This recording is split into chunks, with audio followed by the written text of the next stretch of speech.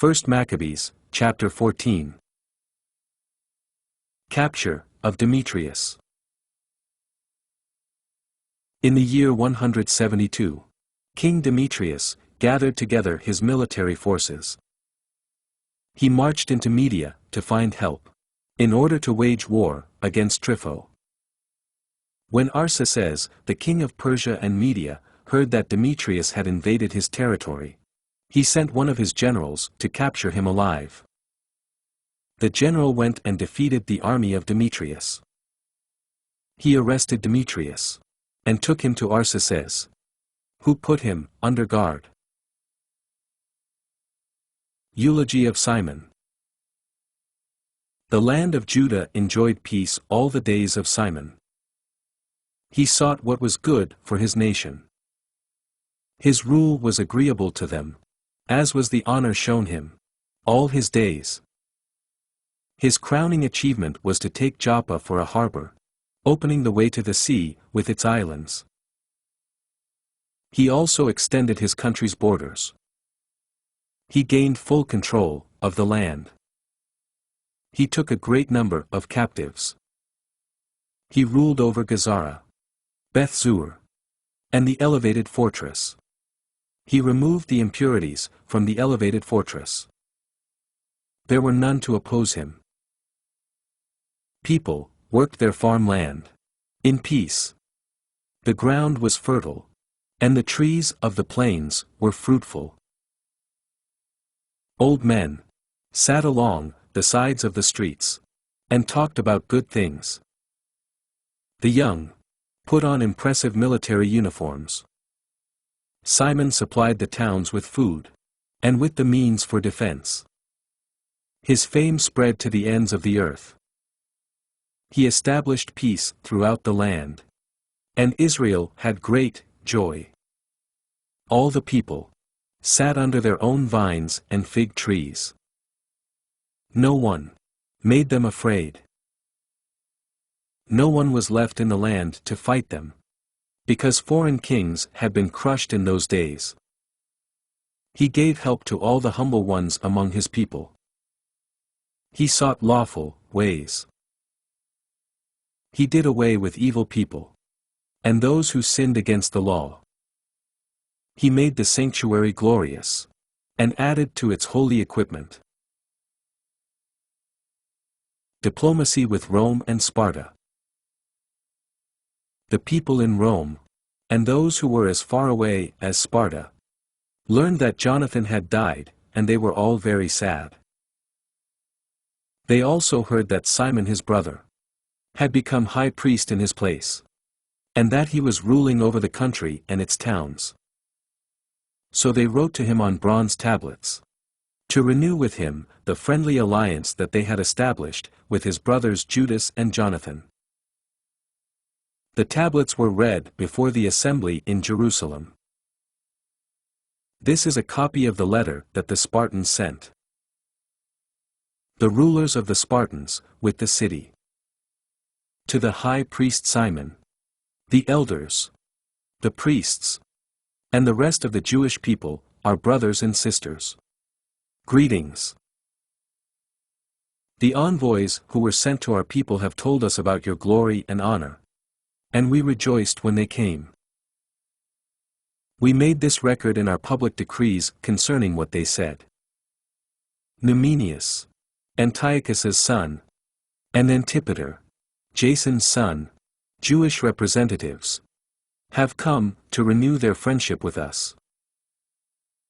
Our people were pleased to receive them with respect, and to maintain a copy of their words in the public archives, so that Spartans may have a record of them. They have also sent a copy of this to Simon, the high priest. Following this exchange, Simon sent Numenius to Rome, with a large gold shield weighing 1,000 manes, to confirm the alliance with the Romans. Official honors for Simon. When the people heard these things, they said, "How should we thank Simon and his sons? He and his brothers, and his father's family, have stood firm. They have fought and repelled Israel's enemies, and established our freedom. So they made a written record on bronze plaques, and put it on pillars on Mount Zion. This is a copy of the document. On the 18th day of Elul, in the year 172, the third year of the great high priest Simon, in the great assembly of the priests, the people, and the rulers and elders of the country, the following was proclaimed to us. Wars occurred often in our country.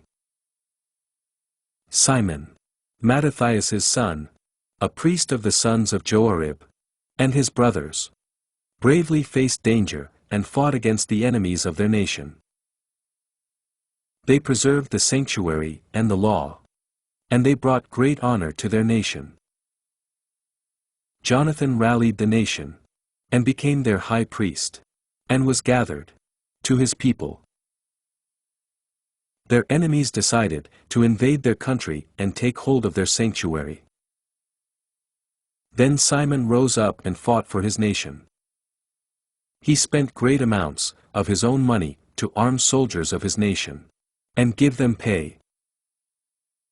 He fortified the towns of Judea and Bethsur, on the borders of Judea, where enemy weapons had been stored in the past, and placed a group of Jewish soldiers there. He also fortified Joppa by the sea, along with Gazara on the borders of Azotus, where enemies formerly lived. He settled Jews there, and provided whatever was needed to restore the towns. The people saw Simon's faithfulness, and the honor that he had resolved to win for his nation. So they made him their leader and high priest, because he had done all these things, and had acted toward his nation with justice and loyalty. He sought in every way to lift up his people. In his days, things prospered under his leadership, so that the Gentiles were driven out of the country, as well as those in David's city in Jerusalem, who had built themselves an elevated fortress. Gentiles used to leave the elevated fortress and defile the sanctuary area, doing great damage to its purity. He settled Jewish troops in the elevated fortress and fortified it, for the safety of the country and of the city, and built the walls of Jerusalem higher. In light of all these things, King Demetrius confirmed him as high priest. He also made him one of the leading political advisers, and paid him other high honors. For he had heard that the Jews were considered friends, allies and brothers by the Romans, and that the Romans had welcomed the ambassadors of Simon with honor. The Jews and their priests have resolved that Simon should be their leader and high priest forever, until a trustworthy prophet should arise. He should govern them and take charge of the sanctuary, appointing officials to oversee its tasks, and the weapons and the fortresses of the country. Everyone should obey him. All contracts in the land should bear his name. In addition, he should be clothed in royal purple and wear gold. None of the people, or the priests, can annul these decisions, or oppose what he says. They cannot convene an assembly without his permission. No one else can be clothed in purple or put on a gold buckle. Whoever fails to follow all of these decisions, or acts contrary to them, will be punished. All the people agreed to give Simon the power to act in keeping with these decisions. Simon accepted, and agreed to be high priest, to command and rule the Jews and the priests, and to protect them all. Also they gave orders to write this decision on bronze plates, and to set them up in a public place, in the sanctuary grounds. Finally, they were to place copies in the treasury, so that Simon and his sons would have access to them.